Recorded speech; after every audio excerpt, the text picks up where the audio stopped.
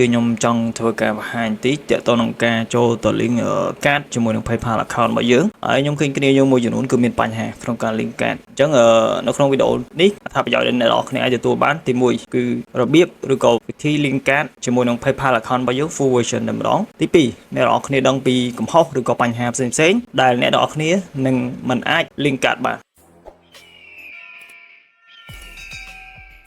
សម្រាប់អ្នកនរគ្នាដែលមានតម្រូវការចង់ធ្វើការបង្កើត account PayPal បង្កើត account PayPal full KYC ឬក៏មាន PayPal ហើយស្រាប់ចង់ធ្វើជា full KYC អាចតាក់ទងចំគោលដៅតាក់ទងចំអ្វីដែលចង់បានហើយខ្ញុំក៏មានទទួលបង្កើត account Payoneer ទទួលធ្វើ receiving account Payoneer ហើយនឹងទទួលដោះស្រាយបញ្ហា Payoneer ដែលអ្នកនរគ្នាបង្កើតខ្លួនឯងហើយអត់មាន receiving account ឬក៏ disable អីផ្សេងៗបញ្ហាគឺតាក់ទងមកហើយខ្ញុំក៏មានទទួលធ្វើ EIN គឺយើងដាក់ឯកសារខ្មែរយើងសុទ្ធស្នើចេញពី website អាមេរិក OIS ហើយនឹងមានសេវាកម្មផ្សេងៗជាច្រើនទៀតដូចជាទទួលបង្កើត account TikTok ដែលមានមុខងារលុយទទួល set up TikTok អីផ្សេងៗជាដើមហើយតាក់ទងចំគោលដៅមិនបាច់ Hi មិនបាច់ Hello ទេព្រោះមិនក្មេងបៀមដៃទេអញ្ចឹងយើងឆាតលក្ខណៈក្នុងតម្លៃជាមនុស្សឬក៏មនុស្សដែលចេះផ្ដល់តម្លៃឲ្យគ្នាទៅវិញទៅមកក្នុងការឆាតអញ្ចឹងអ្វីដែលខ្ញុំនិយាយអ្នកនរគ្នាអាចនឹងយល់ឥឡូវយើងចូលមក topic យើងវិញអញ្ចឹងអ្នកនរគ្នាឃើញនេះគឺ browser ដែលខ្ញុំធ្វើការ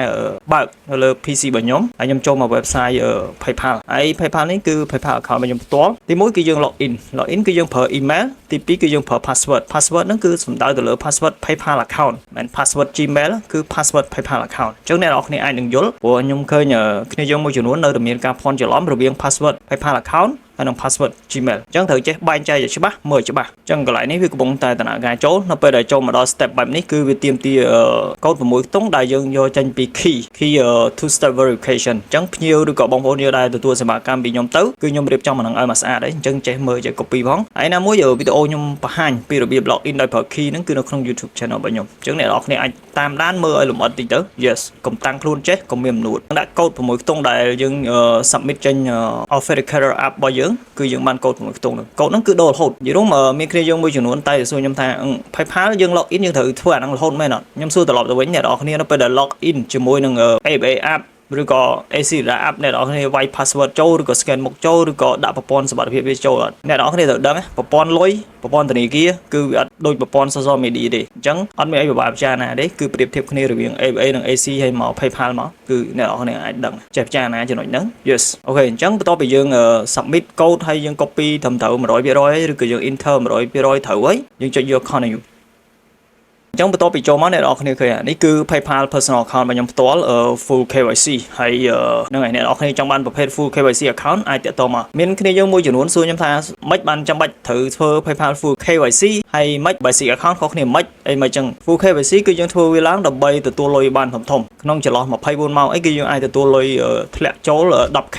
yes ហើយក្នុង24ម៉ោងហ្នឹងយើងក៏អាច transfer លុយ 10k ចេញមកបានដែរអាហ្នឹងសម្រាប់ប្រភេទ personal account full KYC តែសម្រាប់ basic account ខ្ញុំមិនដឹងប្រហែលជាក់លាក់វាប្រហែលទេព្រោះវាអត់ detail ទេអ្នកខ្លះត្រឹមលុយ100 200ធ្លាក់មក limit ជាប់ limitation មកចឹងឬក៏ទីឯកសារបញ្ជាក់បន្ថែមអាហ្នឹងអាស្រ័យទៅលើ PayPal ប្រទេសជាក់ស្ដែងអានេះអ្វីដែលខ្ញុំបើកវងចោលគឺប៉ុណ្ណឹងតោះ topic យើងគឺនិយាយទាក់ទងនឹងការភ្ជាប់កាតជាមួយនឹង PayPal ខ្ញុំឃើញគ្នាយើងភ្ជាប់កាតអត់បានហើយអ្នកខ្លះថាកាតថ្មីហើយជាប់អត់បានទេជាប់មិនទៅ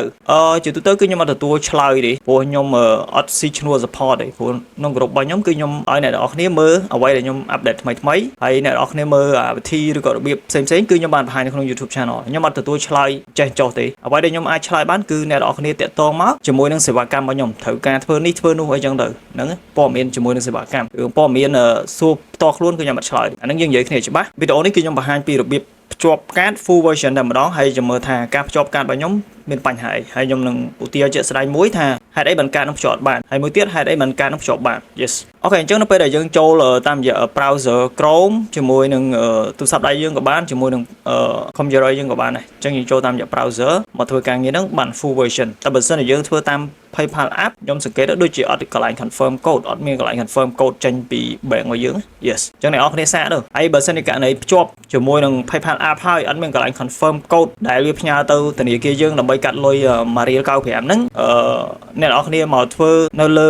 browser វិញបានមានន័យថាយើងភ្ជាប់កាតនៅលើ PayPal app ហើយតែយើងអត់បាន confirm code អញ្ចឹងយើង log in វាជាមួយនឹង browser មិនថា browser ណាមួយទេដែលអ្នកនរគ្នាគិតថាសុវត្ថិភាពហើយចូលទៅ confirm code បានធម្មតាអត់បញ្ហាអីទេហើយវីដេអូហ្នឹងខ្ញុំបានបង្ហាញគឺពីរបៀបភ្ជាប់កាតបែបហ្នឹងពីតង់ខ្ញុំធ្វើពីតង់ វីដេអូហ្នឹងគឺខ្ញុំបង្ហាញហើយតែឥឡូវខ្ញុំបង្ហាញនេះគឺបង្ហាញក្នុងឆ្នាំ2026ចាំមើលតើវាមានអីប្លែកពី2025អូខេអញ្ចឹងបន្ទាប់ពីចូលមកអ្នកនរគ្នាឃើញកន្លែងនេះវាដាក់ថា bank and cards យើងចុចយកកន្លែង option មួយនេះ link a card of bank ឬក៏យើងចូលខាងលើនេះក៏បានដែរឃើញនេះលេខបូកហើយកន្លែងសញ្ញាធនាគារបើអ្នកនរគ្នាអត់ចេះអង់គ្លេសមើលសញ្ញា yes ចូលមកកន្លែងហ្នឹងមកអូខេអញ្ចឹងចូលតាមរយៈ option ហ្នឹងអ្នកនរគ្នាឃើញវាដាក់ថា link a card of bank ខ្ញុំឃើញគ្នាយើងនៅតែឆ្ងល់រឿង bank ភ្ជាប់ bank ចង់ភ្ជាប់ធនាគារខ្ញុំសួរត្រឡប់ទៅវិញឥឡូវមុននឹងសួរយើងចូលមក option link a bank account សិនចូលហើយខ្ញុំសួរត្រឡប់ទៅវិញហើយខ្ញុំនឹងផ្ដល់ចម្លើយជាក់ស្ដែងអូខេបន្ទាប់ពីយើងចុចលើ option link a bank account អ្នកនរគ្នាឃើញឡើយនេះវាដាក់ថាម៉េចអ្នកនរគ្នា screenshot ហើយយកទៅប្រើនៅលើ Google Translate មកវាបកថាម៉េចឥឡូវខ្ញុំមិនបាច់បកវែងឡាយទេខ្ញុំនិយាយកាត់តែម្ដងអញ្ចឹងកន្លែងហ្នឹងវាបញ្ជាក់បើចង់ភ្ជាប់ bank គឺតលតែយើងមាន bank នៅប្រទេសឥណ្ឌូនេស៊ី PayPal ប្រទេសណា bank ប្រទេសហ្នឹងចាំ PayPal ប្រទេសខ្មែរ bank ប្រទេសខ្មែរអញ្ចឹង bank ប្រទេសខ្មែរអ្នកនរគ្នាដឹង bank នៅឥណ្ឌូនេស៊ីមាន bank ហ្នឹងឈ្មោះអីខ្លះយើងមាន bank name មានស្អីគេ bank code ហើយនឹងមាន account number តែបើសិនករណីអ្នកនរគ្នាអត់មាន bank ឥណ្ឌូនេស៊ីអត់មាន bank ដែលមានទីតាំងនៅប្រទេសឥណ្ឌូនេស៊ីសួរណាអស់គ្នាយក bank អីមកភ្ជាប់យក ABA យក AC ឬក៏យក bank អីមកភ្ជាប់សម្រាប់ bank នៅស្រុកខ្មែរយើងមិនមែន bank ប្រទេសឥណ្ឌូនេស៊ីទេអញ្ចឹង bank នៅស្រុកខ្មែរយើងគឺ bank ខ្មែរអញ្ចឹងយើងអាចភ្ជាប់បានទេអាហ្នឹងអ្នកនរគ្នាច្បាស់ចំណុចហ្នឹងអូខេអញ្ចឹងយើង go back វិញចូលមកដល់ option ដែលយើងធ្វើការបរិយាយនៅក្នុង topic នេះគឺតើតើ link a credit card អូខេយើងចូលមក option ហ្នឹងមកតើតើនឹងការ link card នេះគឺមានដំណាក់កាល3ដំណាក់កាលទី1គឺការ number ការ number នេះជាទូទៅគឺលេខ16ខ្ទង់ហើយខ្ញុំ recommend ឲ្យអ្នកនរគ្នាប្រើប្រភេទ Visa មិនថាប្រភេទ Visa Plastic មិនថាប្រភេទ Visa Virtual ទេអាស្រ័យទៅលើប្រព័ន្ធធនាគារជាក់ស្ដែងដែលអ្នកនរគ្នាគិតថាអាចបាញ់លុយចេញមកបានអញ្ចឹងប្រភេទ Visa អានេះខ្ញុំ recommend ឲ្យអ្នកនរគ្នាប្រើជាទូទៅខ្ញុំមិនដែលប្រើ Mastercard ទេគឺខ្ញុំប្រើ Visa yes អាហ្នឹងយើងនិយាយរឿង card ចូលមកដល់ expiration date គឺវាដាក់តា2ទេទី1គឺម៉ាន់គឺយើងមើលទៅលើកាតជាក់ស្ដែងផុតកំណត់នៅខែណាហើយ year គឺឆ្នាំគឺ YY ហ្នឹងឯងមើលលើកាតជាក់ស្ដែងដាក់ការបរិច្ឆេទនិងការផុតកំណត់ចូលមកដល់ option ទី3វាដាក់ថា CVV លេខកាតសម្ងាត់3ខ្ទង់ឃើញគ្នាយើងឆាតមកខ្ញុំថាបងមានសេវាកម្មភ្ជាប់កាតអត់ខ្ញុំអត់ទទួលធ្វើដោយសារអីមិនមែនថាខ្ញុំអត់ចេះធ្វើទេដោយសារអីទី1គឺតាក់ទងនឹងប្រព័ន្ធធនាគារទី2គឺតាក់ទងនឹងអានេះអាលេខ3ខ្ទង់នេះគឺលេខសម្ងាត់កាតអញ្ចឹងណាអញ្ចឹងអ្នកនរគ្នាត្រូវដឹងកាតគឺវាមានលេខសម្ងាត់អញ្ចឹងការទិញតំណែងការទូទាត់អីយើងមិនចូលទៅទិញនៅលើ website គេឲ្យយើងដាក់លេខសម្ងាត់3ខ្ទង់ហ្នឹងបានបាញ់លុយចេញបានឬក៏ទូទាត់បានអញ្ចឹងអ្នកនរគ្នាត្រូវដឹងអ្នកនរគ្នាត្រូវទម្លាក់ឲ្យគេធ្វើសួរថាអ្នកនរគ្នាទុកចិត្តអត់អ្នកនរគ្នាត្រូវដឹងហ្នឹងគឺលេខសម្ងាត់អញ្ចឹងត្រូវការសុវត្ថិភាពខ្លាំងអញ្ចឹងវីដេអូខ្ញុំបង្ហាញនេះអ្នកនរគ្នាព្យាយាមធ្វើខ្លួនឯងទៅបើឲ្យគេធ្វើអាហ្នឹងខ្ញុំអត់ដឹងទេអាហ្នឹង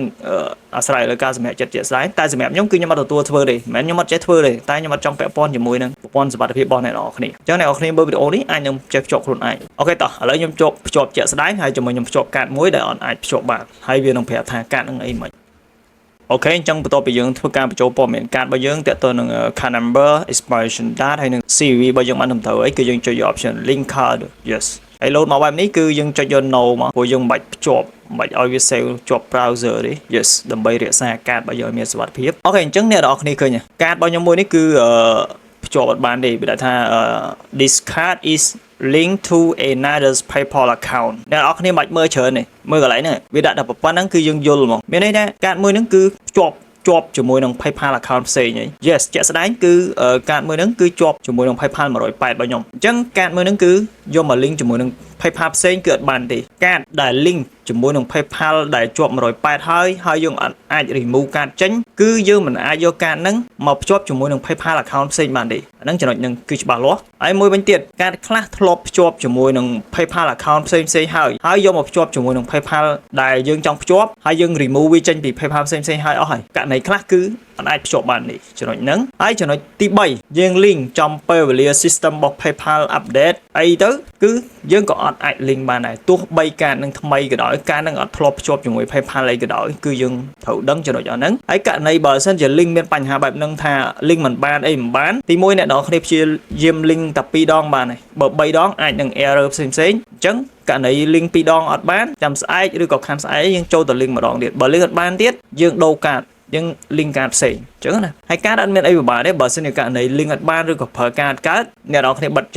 កាតចោលស្នើបើកកាតថ្មីតែបើសិនជាអ្នកនរគ្នាខ្ជិលស្នើតាក់ទងនៅ PayPal support ទៅ yes ចំណាយពេលហត់នឿយច្រើនជាងបិទកាតចោលបើកកាតថ្មីអាហ្នឹងអញ្ចឹងវិធីគឺមានអូខេសង្ឃឹមថាអ្នកនរគ្នាយល់ពីចំណុចហ្នឹងឥឡូវខ្ញុំ link កាតដែលខ្ញុំអាចនឹងភ្ជាប់ជាមួយ PayPal នឹងបានខ្ញុំឃើញគ្នាយើងថាភ្ជាប់កាតបានខ្ញុំមិនជឿ yes ឥឡូវខ្ញុំលុបអាហ្នឹងចោលខ្ញុំដាក់ព័ត៌មានថ្មីកាតថ្មី yes ខ្ញុំ refresh វាបន្តិចអញ្ចឹងខ្ញុំនឹង link កាតមួយផ្សេងទៀតដែលខ្ញុំគិតថាអាចនឹង link បាន yes តោះឥឡូវធ្វើការងារជាក់ស្ដែងអូខេអញ្ចឹងតើតើនឹងកាតមួយនេះអ្នកនរគ្នាឃើញកតុយ4184អញ្ចឹងអ្នកនរគ្នាប្រកាសជាមើលវីដេអូខ្ញុំហ្នឹងតើតើនឹងការដែលខ្ញុំបាញ់លុយចេញពី PayPal 108ដោយខ្ញុំប្រើកាតហ្នឹងអញ្ចឹងណាហើយ PayPal 108ហ្នឹងគឺខ្ញុំបាញ់លុយចេញតាមរយៈ Visa កាតមួយហ្នឹងដែលមានកតុយ4184ហើយខ្ញុំបាញ់ចេញមកធម្មតាប៉ុន្តែ PayPal ហ្នឹងបញ្ជាក់គឺ PayPal personal account ហើយវាគ្រប់180ថ្ងៃហើយវា mail ឲ្យយើងបាញ់លុយចេញហើយឥឡូវនេះខ្ញុំយកកាតហ្នឹងមកភ្ជាប់ជាមួយនឹង PayPal ស្អាតរបស់ខ្ញុំប្រភេទ personal account full KYC yes ឥឡូវយើងចុចយក option link មកបន្ទាប់ពីយើងបញ្ចូលព័ត៌មាន card number expiration date ហើយនិង CVV yes យើងចុចយក option link មកជាមួយ link បានអត់អានេះខ្ញុំ test សាកល្បងជាក់ស្ដែងណា yes អ្នកនរគ្នាចង់ដឹងលទ្ធផលតោះតែ test ជាក់ស្ដែងខ្លួនឯង yes កុំចេះតែឮគេថាបន្ទាប់មកកន្លែងយើងយក no thanks មក wow អញ្ចឹងអ្នកនរគ្នាឃើញ you link your cardដូចខ្ញុំបញ្ជាក់មិញអញ្ចឹងកាតមួយហ្នឹងគឺខ្ញុំ link ជាមួយនឹង PayPal ដែលគ្រប់អាយុ180ថ្ងៃហើយខ្ញុំបាញ់លុយមកខ្មែរបានធម្មតាឬក៏លើស180ថ្ងៃហើយខ្ញុំអត់អាច remove កាតហ្នឹងចេញពី PayPal 108របស់ខ្ញុំបាននេះនៅជាប់ក្នុងហ្នឹងតែឥឡូវនេះគឺខ្ញុំយកមក link ជាមួយនឹង PayPal ស្អាតរបស់ខ្ញុំ full KYC personal account គឺខ្ញុំអាច link បានអញ្ចឹងករណីខ្លះតើអ្នកនរគ្នាសាកបានដឹងលទ្ធផលដូចខ្ញុំនិយាយមុនហ្នឹងអញ្ចឹងទី1 PayPal ដែលជាប់កាត108ហើយមិនអាចយកកាតហ្នឹងមក link ជាមួយនឹង PayPal ផ្សេងបានទេតែករណីខ្លះគឺយើងអាច link បានដូចជាក់ស្ដែងដែលខ្ញុំតេស្តឲ្យអ្នកនរគ្នាមើលអញ្ចឹងអាហ្នឹងទី1ហើយទី2កាតអ្នកខ្លះគាត់បង្កើតថ្មីតែ link អត់បានខ្ញុំមិនដឹងពីមូលហេតុអីទេអាចមកពី system យើងចាំពេលវេលាណាជាក់ស្ដែងទៅហើយទី3យើងធ្វើការតេស្តផ្ទាល់ទៅ yes បើយើងតេស្តឲ្យលទ្ធផលនៅតែបរាជ័យយើងដូរកាតយើងបង្កើតកាតថ្មីធ្វើការងារបែបថ្មីអញ្ចឹងអ្នកនរគ្នាឃើញហើយការ link កាតគឺអត់មានអីពិបាកទេតោះតែយើងហ៊ានយើងធ្វើ yes អញ្ចឹងបន្ទាប់ពី link រួចរាល់គឺយើងមិនប្រកាសថារួចរាល់ 100% ទេគឺយើងនៅ confirm code ហើយ confirm code ហ្នឹងវានឹងផ្ញើ code ទៅប្រព័ន្ធធនាគាររបស់យើងហើយវានឹងកាត់លុយ1.95រៀលតោះឥឡូវយើងខ្វែងចោលមកបន្ទាប់ពីយើងភ្ជាប់បានសម្រាប់ហើយអញ្ចឹងអ្នកនរគ្នាឃើញកន្លែងនេះវាថា want to use your PayPal account with no spending or withdrawal limits confirm your card ដើម្បីឲ្យការងារយើងកាន់តែល្អគឺយើង confirm your card មកហើយវានឹងកាត់1.95រៀល1.95រៀលហ្នឹងវាកាត់ដើម្បី confirm នៅពេលដែលវា approve រួចរាល់គឺវាតម្លាក់លុយហ្នឹងមកធនាគារយើងវិញទេអ្នកនរគ្នាមិនបាច់បារម្ភរឿងវាស៊ីលុយ1.95រៀលហ្នឹងយើងមិនបាច់បារម្ភទេវាអត់ស៊ីទេការងារវាគឺវាធ្វើច្បាស់លាស់ system វាគឺវាធ្វើច្បាស់លាស់វាមិនចេះកេងប្រវ័ញ្ចទេសំខាន់កុំឲ្យតែយើងផ្លត់ស្នៀតឬក៏ធ្វើអ្វីដែលមិនចំជាមួយនឹង system វាជាក់ស្ដែងហើយអ្នកនរគ្នាប្រកាសជាសួរខ្ញុំថានៅពេលដែលវាកាត់1.95រៀលហ្នឹងសួរថាពេលណាវាបាញ់ឲ្យយើងវិញជាក់ស្ដែងការងារវាធ្វើហើយគឺវាបាញ់ឲ្យយើងវិញអត់មានពេលវេលាជាក់លាក់ទេតែជាទូទៅសម្រាប់ខ្ញុំ48ម៉ោងឬក៏24ម៉ោងអាហ្នឹងសម្រាប់ខ្ញុំណាតែអ្នកនរគ្នាចាំជាក់ស្ដែងចេះរងចាំជាក់ស្ដែងតែគ្រាន់តែបញ្ជាក់ថាអញ្ចឹងពេល confirm ហើយកុំ remove កាតចេញប្រយ័ត្នវារកកន្លែងបាញ់ឲ្យយើងវិញអត់បានអញ្ចឹងអាហ្នឹងអញ្ចឹងកុំមើលវីដេអូបុគ្គលកធ្វើអញ្ចឹងហើយទៅមើលវីដេអូបុគ្គលខគេបង្ហាញអញ្ចឹងចុះធ្វើតាមគេមកតង់ទៀតប្រយ័ត្នអំបិលអូខេអញ្ចឹងដើម្បី confirm your card បានគឺយើងចុចលើ option ហ្នឹងមកពណ៌ខៀវមិនបៃតងណាឃើញអ្នកខ្លះនិយាយសឹកបៃតងប៉ុន្តែអត់ស្គាល់ពណ៌ច្បាស់លាស់ទេអញ្ចឹងយើងមើលអាហ្នឹងគេហៅថាពណ៌ខៀវបញ្ជាក់ឲ្យច្បាស់កុំឲ្យច្រឡំបន្ទាប់មកវាដាក់ថា confirm card ដែលមានកតុយលេខប៉ុណ្ណឹងដើម្បី confirm បានគឺយើងចុចយក option នេះ get a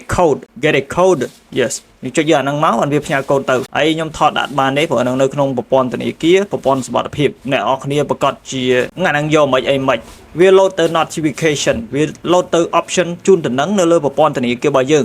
ឬក៏យើងហៅថាសញ្ញាកណ្ដឹង yes ចឹងចុចយក get a code មកអូខេអញ្ចឹងវាថា a code is on its way មានន័យថាកូដហ្នឹងគឺវាដំណើរការបញ្ជូនទៅហើយអញ្ចឹងយើងចុចដានមកបន្ទាប់ពីចុចដានហើយវាប្រកាសជាចេញពណ៌លឿងបែបនេះវាថា enter the code to confirm your card យើងចុចលើអាហ្នឹងមកបន្ទាប់មកវាមានប្រអប់ខាងក្រោមនេះឲ្យយើងដាក់4 digit code កូដ4ខ្ទង់ដែលវាផ្ញើទៅកាតរបស់យើងហើយវាបញ្ជាក់វានឹងកាត់1.95រៀលខាងក្រោមនេះកាត់1.95រៀលអ្នកនរគ្នាឃើញអត់វាថាវានឹងកាត់1.95រៀលបន្ទាប់មកវានឹងធ្វើការបញ្ជូនមកយើងវិញនៅពេលដែលវា confirm កាតរបស់យើងរួចរាល់អញ្ចឹងការងាររងចាំលទ្ធផល រងចាំ yes ឥឡូវខ្ញុំយកកូដ4ខ្ទង់នឹងមកដាក់សិនហើយកូដហ្នឹងអ្នកនរគ្នាយកទៅប្រើក៏អត់កើតដែរព្រោះថា confirm ហើយគឺហើយបើសិនជាអ្នកនរគ្នាអត់ឃើញអ្នកនរគ្នាចុច get a new code ប៉ុន្តែមិនបាច់ចុចច្រើនដងទេកុំឲ្យច្រឡំកូដ yes ចុចតែម្ដងគឺវាផ្ញើទៅ system គេគឺច្បាស់លាស់សំខាន់យើងច្បាស់លាស់អត់អូខេអញ្ចឹងយើងចូលមកធនាគារយកមកអានេះខ្ញុំចូលមកទូរស័ព្ទខ្ញុំ yes ខ្ញុំចូលទៅកាន់ notification សិនបន្ទាប់មកហៅមើល transaction yes វានៅក្នុង option transaction នៅក្នុង notification របស់យើង yes ហើយវាកាត់មករៀល95បុបតែម្ដង load ទឹង yes អូខេខ្ញុំបញ្ចូលកូដសិនគឺអូខេបន្ទាប់ពីបញ្ចូលហើយយើងចុច option នេះ confirm yes ចុចមក yes យើងចុច confirm មកតង់ទៀតមក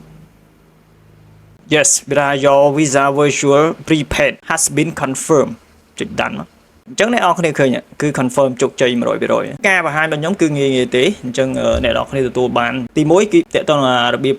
link card full version ទី2យើងដឹងពី head poll អីបានយើងអត់អាច link card បានហើយ head poll អីបានយើង link card បានហើយករណីខ្លះគឺយើងហ៊ានសាកល្បងរៀនសាកល្បងហើយសម្រាប់អ្នកនរគ្នាដែលមានតម្រូវការចង់ធ្វើការបង្កើត account PayPal បង្កើត account PayPal full KYC ឬក៏មាន PayPal ហើយស្រាប់ចង់ធ្វើជា full KYC តាក់ទងមកខ្ញុំឃើញគ្នាយើងឆាតសួរតម្លៃខ្ញុំថ្លៃម៉េះអីម៉េះហើយមួយទៀតមានគ្នាយើងមួយចំនួនសួរបងមានលក់ PayPal អត់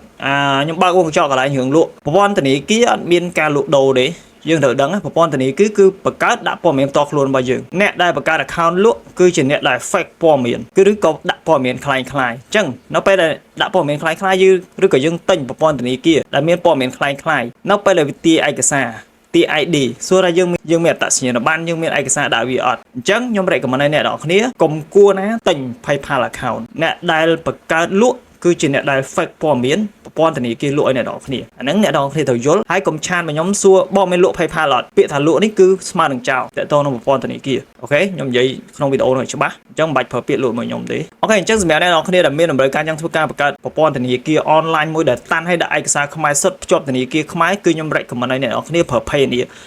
គឺយើងអាចយកភ្ជាប់ទទួលលុយចេញពី TikTok Facebook ឬក៏ website ផ្សេងៗជាដើមហើយ Payoneer គឺបាញ់លុយមកខ្មែរ direct តែម្ដងជាមួយនឹងប្រព័ន្ធធនាគារខ្មែរដាក់ព័ត៌មានប្រទេសខ្មែរលេខទូរស័ព្ទខ្មែរសុទ្ធ yes ហើយតាន់តែម្ដងគឺការបង្កើតដូចប្រព័ន្ធធនាគារស្រុកខ្មែរយើងចឹងនៅក្នុង Payoneer គឺយើងមានធនាគារ3ធនាគារអាមេរិកធនាគារ UK ហើយនិងធនាគារ Euro អញ្ចឹងយើងបង្កើតមក account គឺយើងក្តោបបានប្រព័ន្ធធនាគារ3 default ហើយនឹងមានធនាគារផ្សេងៗជាច្រើនទៀតហើយខ្ញុំក៏មានទទួលធ្វើ receiving account Payoneer ទទួលដោះស្រាយ Payoneer ទទួលបង្កើត account TikTok account TikTok ដែលមានមុខងារលុយបង្កើត TikTok អាមេរិកហើយនឹងទទួល set up TikTok ហើយ TikTok ដើម្បីធ្វើការ set up បានជាពិសេសគឺ TikTok អាមេរិកគឺវាត្រូវការ ASN ឬក៏ EAN ចឹងសម្រាប់អ្នកនរគ្នាត្រូវការ EAN ឬក៏ ASN តាក់ទងមកអូខេហើយនឹងមានសេវាកម្មផ្សេងៗជាច្រើនទៀតអ្នកនរគ្នាតាក់ទងមកតាក់ទងចំគោលដៅបាច់ Hi បាច់ Hello បាច់ sticker ទេបាច់តេស្តថាខ្ញុំឆ្លើយមិនឆ្លើយទេនិយាយឲ្យចំសាច់ការមកគឺខ្ញុំចូលចិត្តឆ្លើយសង្ឃឹមថាវីដេអូនេះជាប្រយោជន៍ដល់អ្នកនរគ្នាសូមអរគុណជួបគ្នាបាននៅវីដេអូក្រោយ Thanks for watching. Subscribe for more.